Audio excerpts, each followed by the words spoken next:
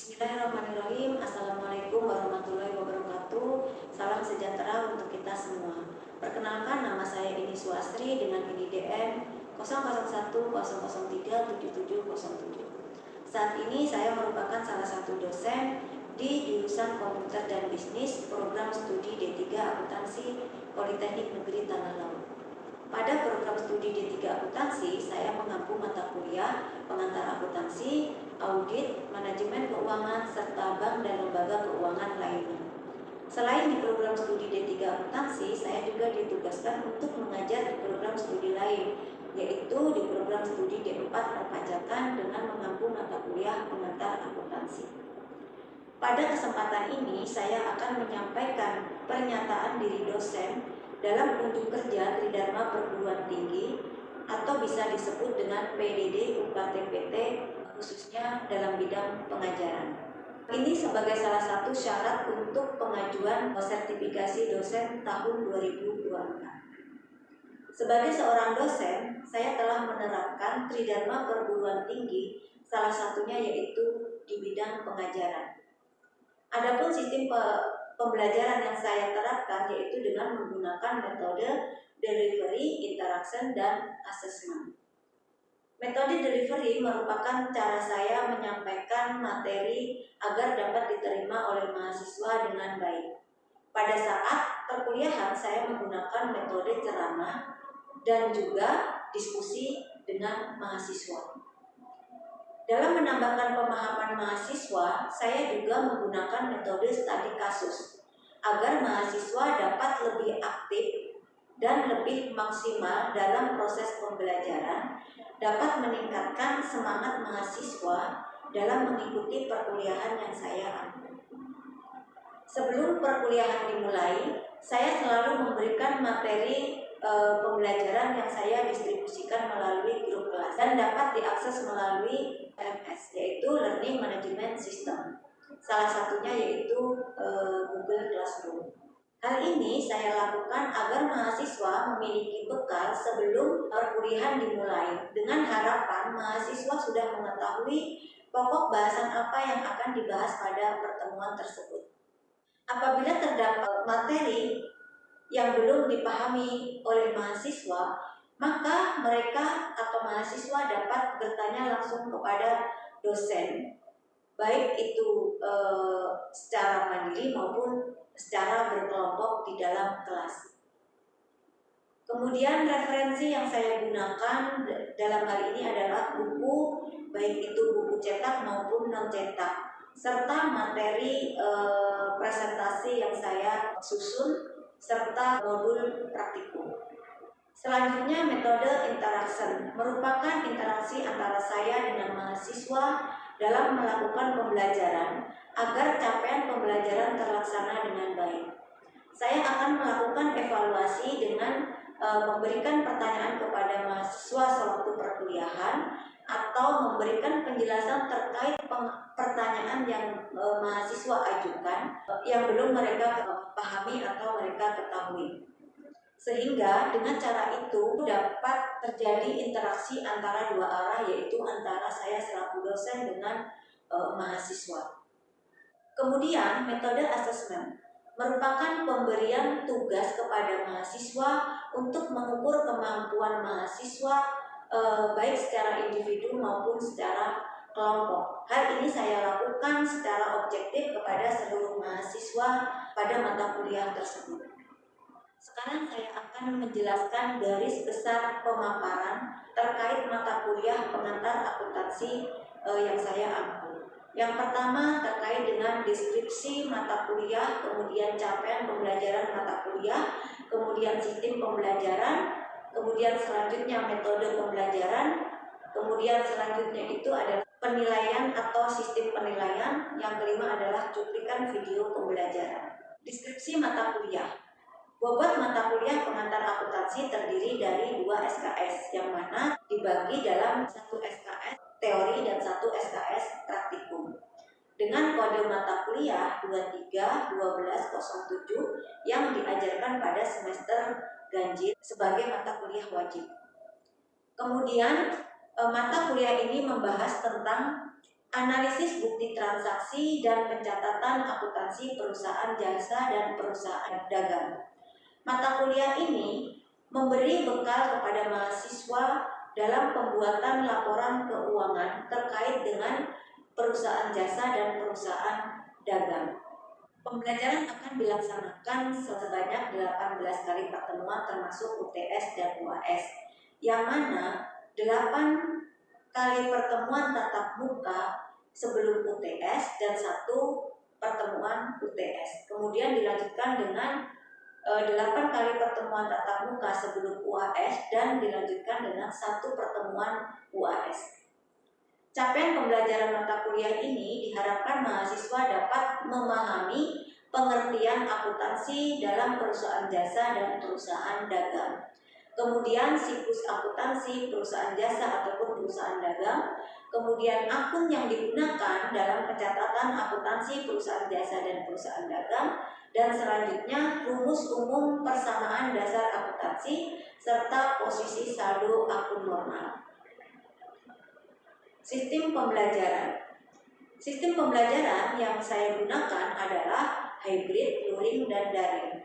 Namun sebagian besar perkuliahan dilakukan secara luring atau tatap muka, yang mengutamakan peran aktif mahasiswa, yaitu belajar pembelajaran kolaboratif, diskusi kelompok, dan penugasan berupa studi kasus melalui LMS.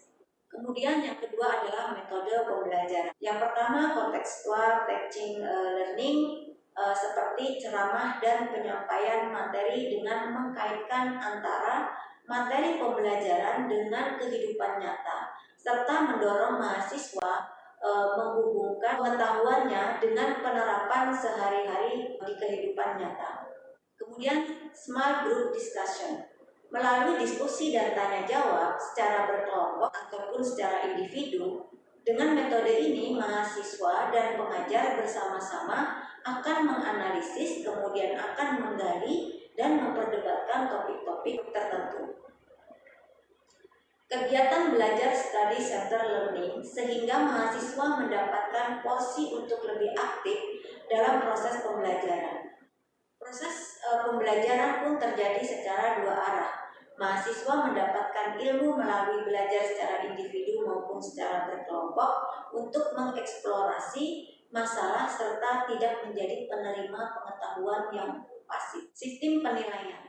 Sistem evaluasi dilakukan melalui penilaian tugas mandiri terstruktur, kemudian kuis, kemudian nilai kerja di dalam kelas, kemudian UTS, kemudian ujian UTS, ujian UAS, kemudian keaktifan kreativitas serta daya juang dan teamwork. Penilaian mata kuliah ini didasarkan pada nilai teori dan nilai praktikum yang di dalamnya terdiri atas beberapa aspek. Untuk nilai teori meliputi 4 aspek utama, yaitu sikap, tugas, UTS, dan UAS. Sedangkan untuk praktikum itu terdiri dari 3 aspek utama, yaitu nilai kerja, laporan, dan ujian UAS. Adapun bobot penilaian untuk masing-masing aspek, yaitu yang pertama teori terdiri dari 50% dan praktikum 50%. Untuk teori yang pertama adalah sikap. Sikap itu terdiri dari keaktifan dan kehadiran. Masing-masing dari keaktifan dan kehadiran itu bobotnya adalah 10%. Kemudian yang kedua itu tugas dengan bobot 20%. Kemudian selanjutnya UTS dan UAS masing-masing dengan bobot 30%. Kemudian untuk praktikum. Untuk praktikum itu 50% dibagi dalam 3 aspek tadi. Yang pertama adalah nilai kerja dengan bobot 50%, laporan dengan bobot 10%, dan yang terakhir adalah ujian praktikum itu 40%. Berikut adalah cuplikan video pembelajaran yang telah saya laksanakan. Selamat menyaksikan. Assalamualaikum warahmatullahi wabarakatuh. Waalaikumsalam warahmatullahi wabarakatuh. Gimana kabarnya? Baik. Sehat semua? Sehat.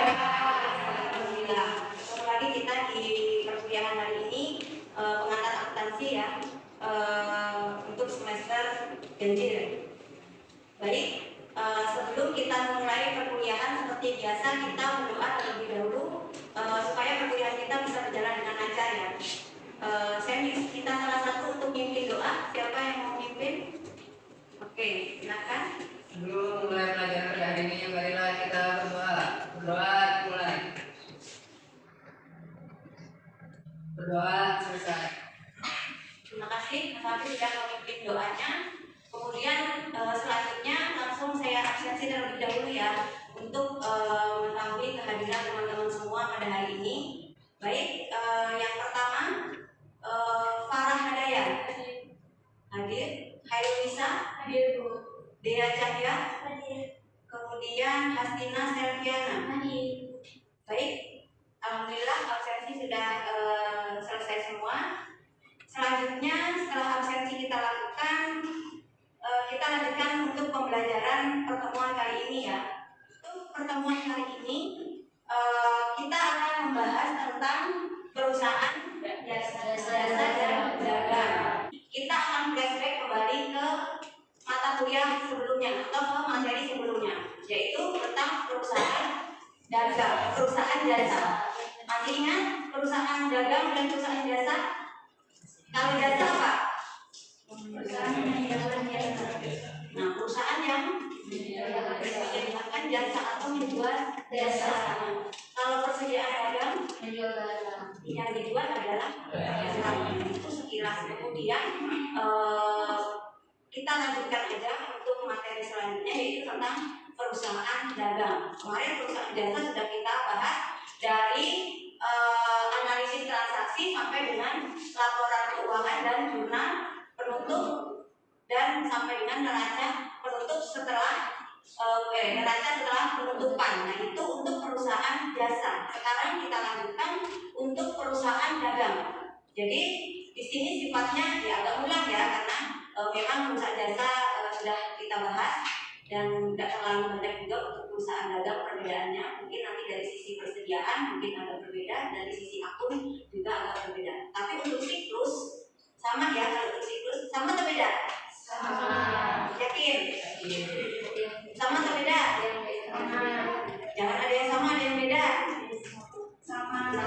Dari siklusnya itu sama. Nah, jadi dari bikin laporan keuangan untuk formatnya ya sama, tapi mungkin yang membedakan nanti ada beberapa. Kalau untuk jasa kemarin tidak ada yang namanya khusus. Nah, persediaan juga tidak ada, tapi di perusahaan dagang nanti akan ada yang namanya khusus, jurnal khusus ataupun persediaan. Nah, baik, untuk pembelajaran hari ini yaitu kita bahas tentang pengertian akuntansi dan perusahaan dagang, kemudian siklus akuntansi, kemudian akun yang digunakan dalam pencatatan akuntansi, kemudian rumus umum persamaan dasar akuntansi dan posisi saldo normal akun. Nah, saldo normal akun yang terakhir. Nah, baik, untuk akuntansi, nah di sini akuntansi mengandung 3 jenis kegiatan mendasar, yaitu ada pencatatan, kemudian ada proses mengidentifikasi dan mengkomunikasikan, kemudian aktivitas ekonomi serta organisasi kepada para pihak yang berkepentingan. Nah, kemudian saya lanjutkan ya untuk perusahaan dagang. Perusahaan dagang adalah apa kira-kira pengertian perusahaan dagang? Perusahaan dagang itu adalah perusahaan yang kegiatan utamanya membeli, menyimpan, kemudian menjual ya. Tidak akan mengubah bentuk dari persediaan itu sendiri, artinya tidak menambah dan tidak mengurangi.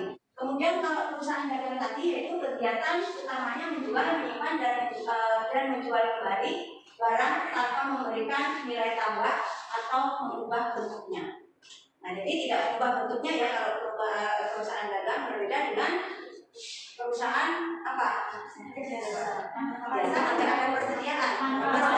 Perusahaan manufaktur, atau kalau perusahaan manufaktur kan dari apa?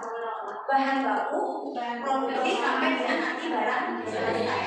Nah, atau siap barang siap untuk dijual. Kemudian saya lanjutkan lagi ya untuk perbedaan akuntansi perusahaan jasa dan perusahaan dagang. Nah, dari pengertian itu sudah berbeda ya. Kalau perusahaan jasa itu adalah yang dijual adalah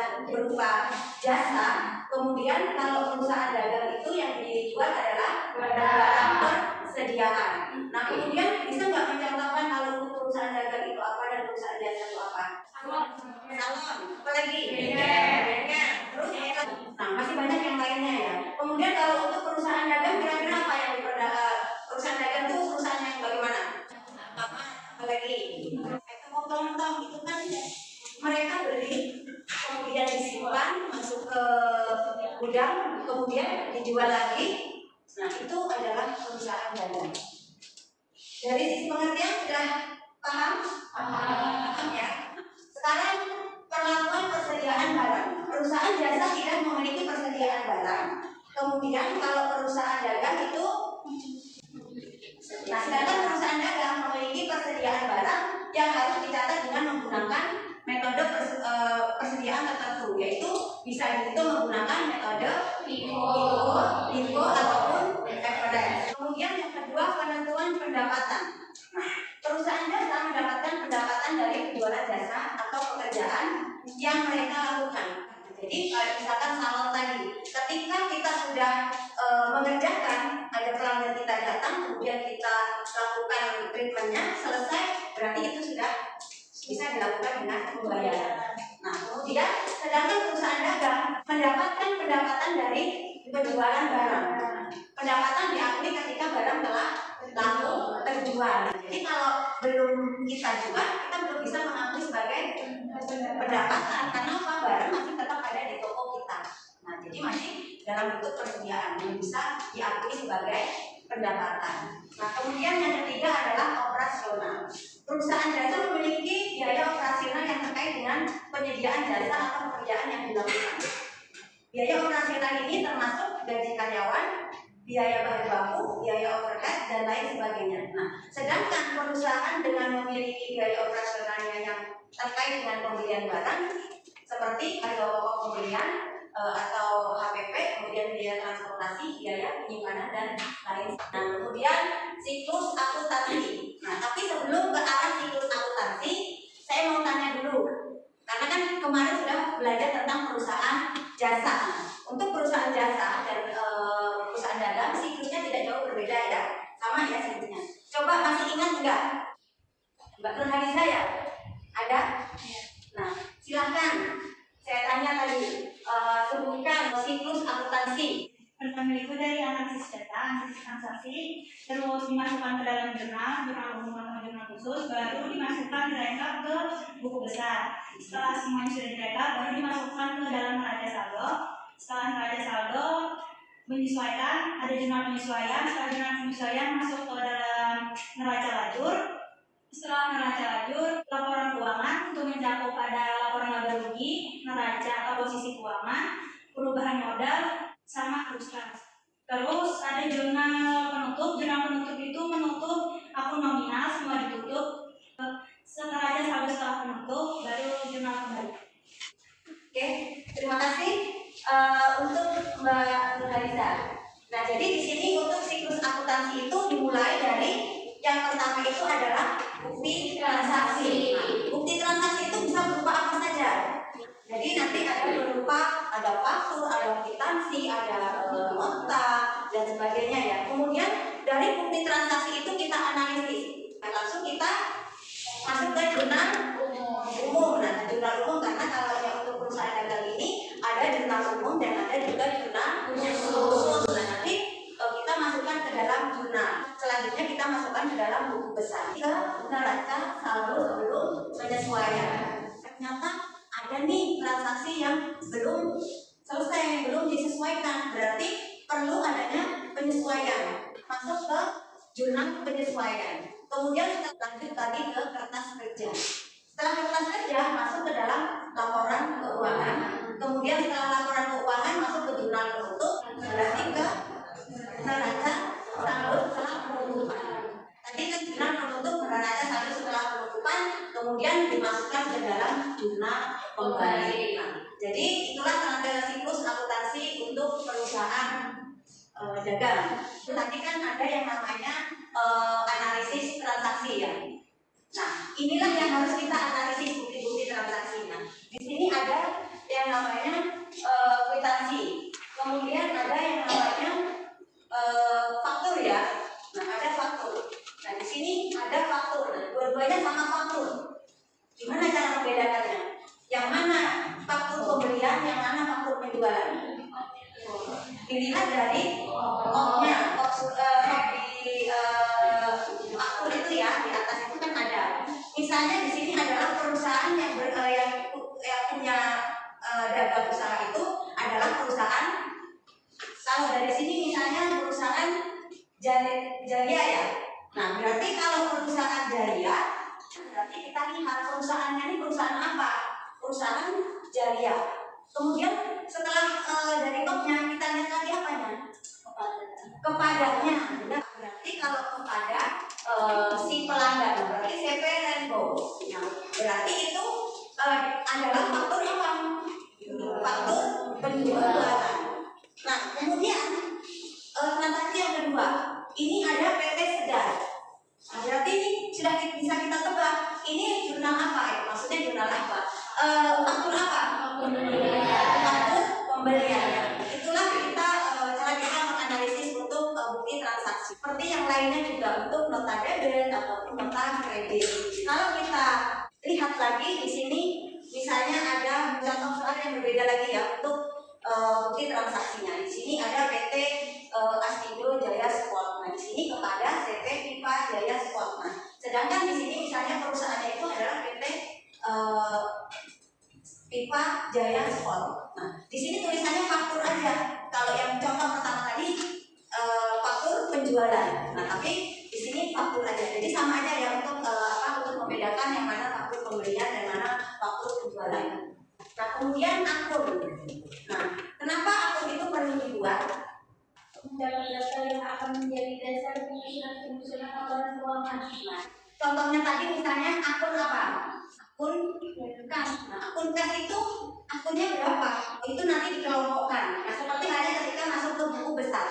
Nah, ke buku besar itu kan sudah tertera di situ akunnya berapa. Nah, kemudian tujuan pemakaian akun untuk mencatat data yang akan menjadi dasar penyusunan laporan keuangan. Kemudian akun ada akun.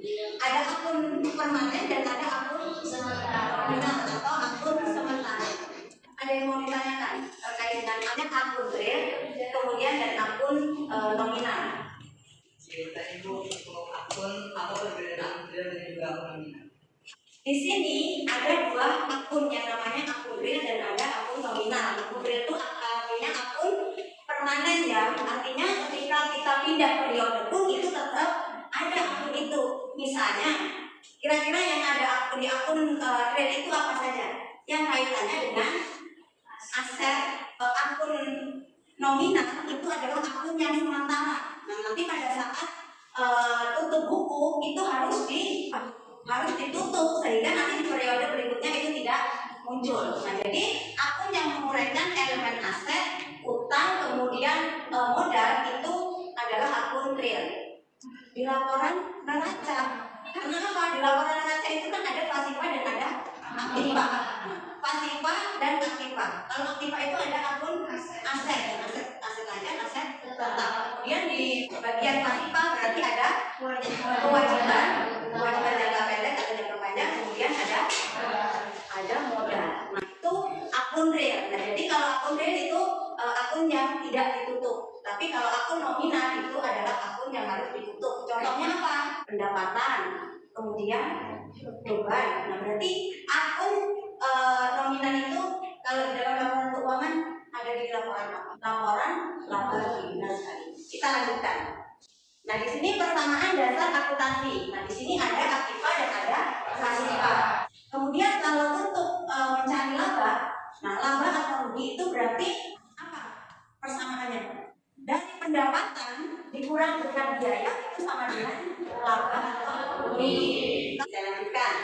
Kemudian di sini ada posisi saldo normal akun. Nah, ini yang jangan sampai teman-teman lupakan, karena ini nanti sampai kemanapun tetap harus ingat dalam pembelajaran akuntansi ya. Dan di sini ada harta. Nah, apabila harta bertambah ataupun berkurang, berarti kalau harta bertambah posisinya di mana? Debit. Kalau hartanya berkurang, kredit.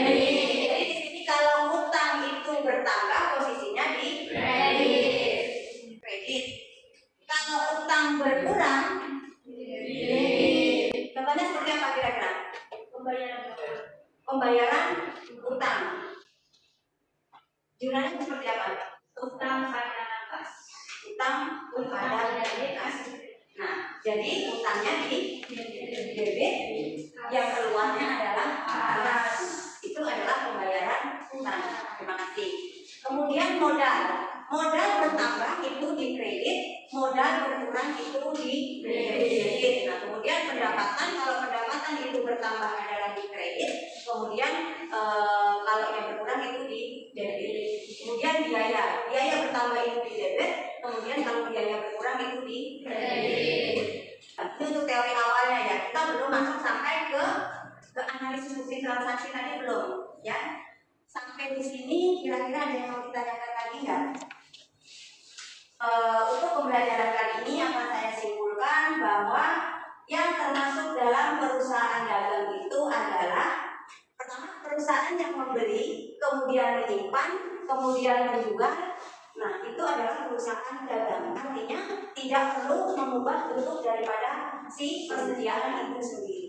Nah, untuk akun real dan akun nominal itu perbedaannya tadi sudah saya sebutkan bahwa akun real itu adalah akun yang tetap ada pada saat periode berikutnya. Akun nominal itu akun yang pada akhir periode itu harus ditutup. Artinya sudah di akhir periode itu sudah harus ditutup. Nah, mungkin itu saja untuk pembelajaran kita di kesempatan hari ini. Untuk selanjutnya seperti biasa saya berikan untuk tugas kepada teman-teman semua, dan tugasnya akan saya upload di Google Classroom. Kemudian download di situ tugas yang saya berikan. Setelah itu nanti dikumpul juga di Classroom. Paham? Baik, kalau sudah paham berarti nanti silakan tugas tersebut dikerjakan. Oke, kalau tidak ada lagi berarti untuk pertemuan kali ini saya akhiri sampai di sini ya. Terima kasih untuk kehadiran teman-teman semua. Kemudian salah bilang, mohon maaf atas kekurangan yang saya sampaikan. Saya akhiri dengan alhamdulillahirabbil alamin. Wassalamualaikum warahmatullahi wabarakatuh. Waalaikumsalam warahmatullahi wabarakatuh. Demikian deskripsi singkat serta video pembelajaran dari mata kuliah pengantar akuntansi yang saya ampu. Semoga dapat memberikan gambaran mengenai kinerja pengajaran yang saya lakukan khususnya di mata kuliah pengantar akuntansi pada program studi D3 akuntansi dan D4 perpajakan. Saya mengucapkan terima kasih kepada seluruh tim penilai dan tim panitia sertifikasi dosen SMART tahun 2024, khususnya dari Direktorat Sumber Daya Dirjen Vokasi Kemendikbudristek Indonesia. Tidak lupa juga saya mengucapkan terima kasih kepada Politeknik Negeri Tanah Laut, jurusan Komputer dan Bisnis, rekan-rekan dosen sejawat, kemudian serta rekan-rekan mahasiswa semuanya.